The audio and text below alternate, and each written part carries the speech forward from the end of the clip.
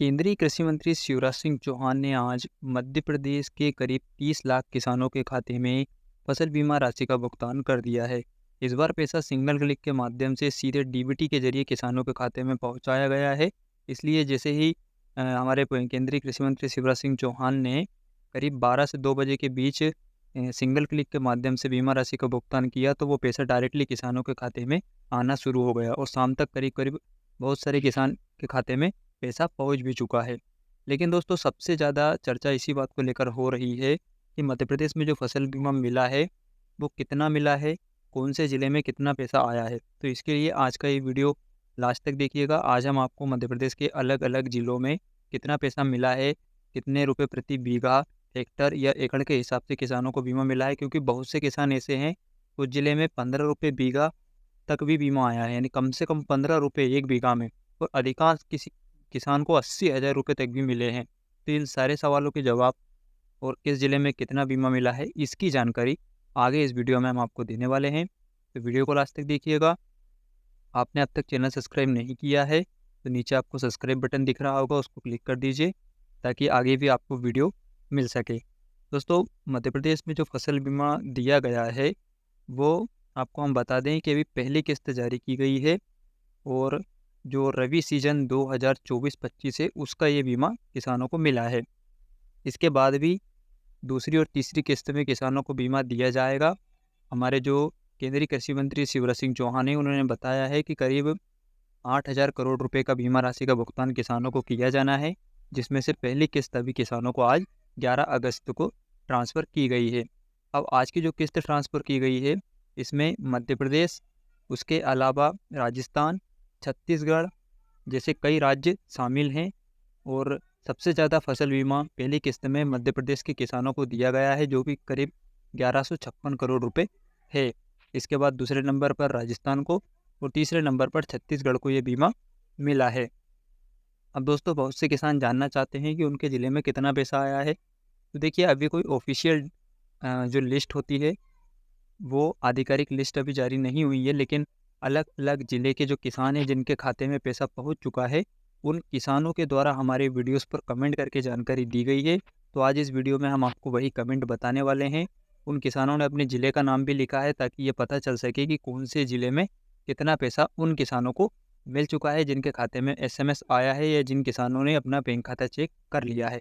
तो चलिए एक एक करके हम उन कमेंट्स को पढ़ते हैं और आपको बताते हैं कौन कौन से ज़िले में किसानों को कितना कितना पैसा मिला है। जिले से यहाँ पर श्याम जी पाटीदार हैं कोई, इन्होंने कमेंट किया है। इसमें देखिए, आप कमेंट में आपको दिख रहा होगा जिसमें लिखा है कि मंदसौर ज़िले में गांव चालो पीपलिया में 15 रुपये बीघा के मान से मुआवजा आया। अब बताइए, इस गांव में 15 रुपये बीघा के हिसाब से बीमा मिला है, जो कि मंदसौर ज़िले में आता है। अगर आप मंदसौर ज़िले के किसान हैं और अगर तो आप देख सकते हैं यहाँ पर किसानों को 15 रुपये बीघा के हिसाब से ही बीमा की राशि का भुगतान हुआ है। अब हमारे यूज़र ने कमेंट करके हम जानकारी दी है, तो हम भी आपको बता रहे हैं कि मंदसौर ज़िले में इतना पैसा मिला है। अगला देखते हैं, तो अगला है समृद्ध जी पाटीदार। इन्होंने बताया है कि 7,000 प्रीमियम भरा था 3 साल तक, टोटल 21,000 रुपये ये हर साल, मतलब 7,000 रुपये साल के भी प्रीमियम भरते हैं, तो 3 साल तक इन्होंने करीब 21,000 रुपये का प्रीमियम भर दिया है, और इनके खाते में बीमा आया है केवल 14,800 रुपये का। तो जी, आपका भी कहना सही है कि इतना प्रीमियम भरने के बाद भी आपको इतना कम बीमा मिला है, तो ये किसानों के साथ सही नहीं है।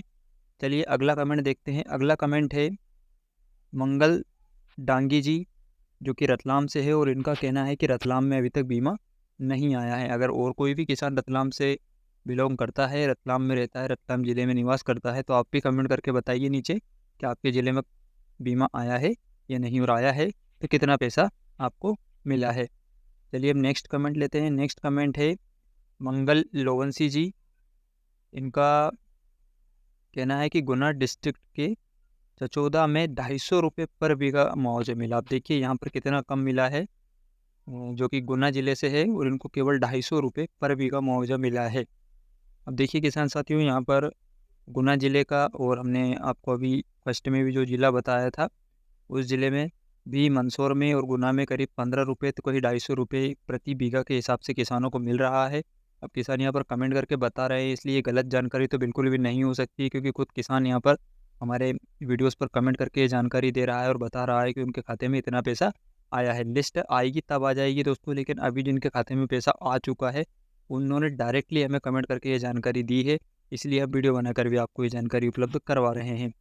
नेक्स्ट कमेंट है यहाँ पर, इनका कहना है कि 700 रुपये बीघा आया है उज्जैन में। अगर उज्जैन के कोई किसान है तो आप यहाँ पर देख सकते हैं उज्जैन में 700 रुपये पर बीघा के हिसाब से बीमा मिला है। तो किसान साथियों, अलग अलग ज़िले में ये राशि अलग अलग है, अलग अलग ग्रामीण क्षेत्र, अलग अलग हल्के के हिसाब से भी राशि अलग अलग हो सकती है, क्योंकि फसल नुकसान पूरे ज़िले में एक जैसा नहीं होता है।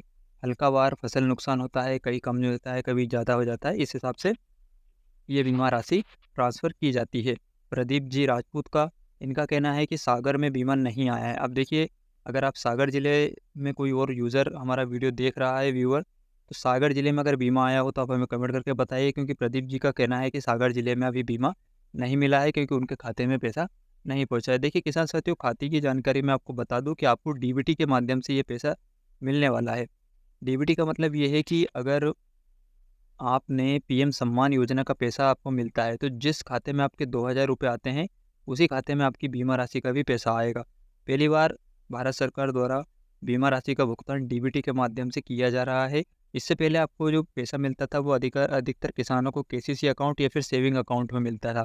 जिन किसानों का लोन होता था तो जहाँ से प्रीमियम कटती थी, वहीं किसानों को बीमा राशि का भुगतान कर दिया जाता था। इससे पहला नुकसान तो ये था कि किसानों को जो राहत राशि बीमा के रूप में दी जाती थी, वो पैसा किसानों का केसीसी लोन में रिकवरी के रूप में कट जाता था और किसानों के हाथ में कुछ भी नहीं बच पाता था। उसके अलावा अलग अलग बैंकों में पैसा ट्रांसफ़र करने में भी सरकार को समय ज़्यादा लगता था, इसलिए अब डीबीटी प्रक्रिया को इस्तेमाल किया जा रहा है। डीबीटी में डायरेक्ट बेनिफिट ट्रांसफ़र होता है, सीधे ही सिंगल क्लिक के माध्यम से किसानों के बैंक खाते में आधार कार्ड के जरिए पैसा पहुंच जाता है। अब जैसे ही किसानों के डीबीटी वाले अकाउंट में पैसा पहुंचता है, किसान इन पैसे का इस्तेमाल अपनी आर्थिक ज़रूरत की पूर्ति के लिए कर सकता है। अगला कमेंट है आगर मालवा से, तो यहाँ पर 7.5 बीघा के इनको 1934 रुपये मिले हैं। अब देख सकते हैं करीब 7.5 बीघा ज़मीन है और इनको पैसा मिला है सिर्फ 1934 रुपये, जो कि आगर मालवा ज़िले से है। पंकज जी मीणा है, इनका ट्वीट है, जिन्होंने बताया है कि आगर मालवा में किसानों को यहाँ पर 7.5 बीघा में 1934 रुपये ही मिले हैं, जो कि बहुत ही कम है। हालांकि सरकार के केंद्रीय कृषि मंत्री शिवराज सिंह चौहान ने वीडियो में कहा है, हमने वीडियो भी अपलोड कर रखा है हमारे चैनल पर, आप देख सकते हैं, उन्होंने बताया है कि ये पहली किस्त है और आगे भी 8,000 करोड़ रुपए किसानों को बीमा के रूप में मिलने वाले हैं अगली किस्त के रूप में। तो ये पहली किस्त है। ठीक है किसान साथियों, तो अगर आपको नहीं मिला है या फिर कम बीमा मिला है तो आपको अगली किस्त पे बीमा जरूर मिलेगा।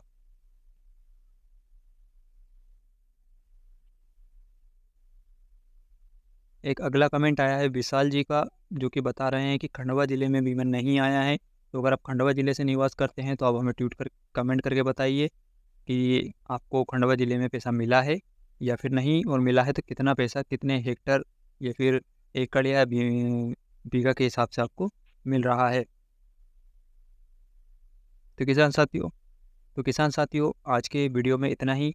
आपके ज़िले में अगर बीमा आ गया है तो कृपया अपने ज़िले का नाम और कितने एकड़, हेक्टर या फिर बीघा के हिसाब से आपको बीमा मिला है हमें ज़रूर कमेंट करके बताइएगा, ताकि हम और अधिक जानकारी इकट्ठा कर सकें और अलग अलग ज़िलों की जानकारी प्राप्त करके एक पूरा वीडियो बना सकें और अधिक ज़िलों को जोड़ सकें और सभी किसानों को बता सकें